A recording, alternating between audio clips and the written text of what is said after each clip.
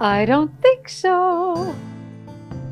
12 years before Shakespeare received his 10% share, Oxford had purchased 100% of the Blackfriars mortgage to save it from bankruptcy.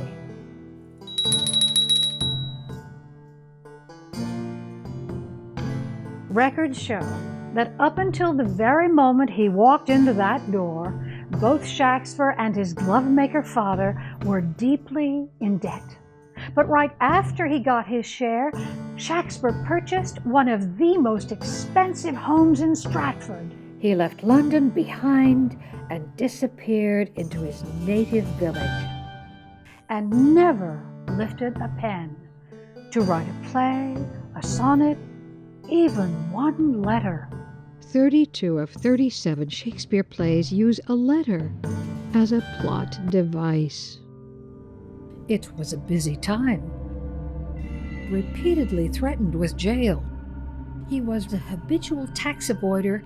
In 1598, he was prosecuted for hoarding grain during a famine and reselling it at inflated prices.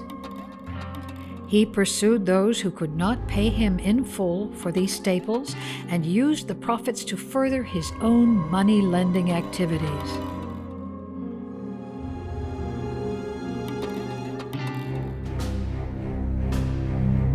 The man who derided such practices in The Merchant of Venice? I don't think so. During his lifetime, neither he nor his family ever claimed that he was the author. Even more convincing, neither this wheeler-dealer tradesman nor his relatives ever made 1 farthing from these plays. A cryptic inscription later placed on Shakespeare's monument was too obscure to be understood by the villagers who knew him only as a grain merchant.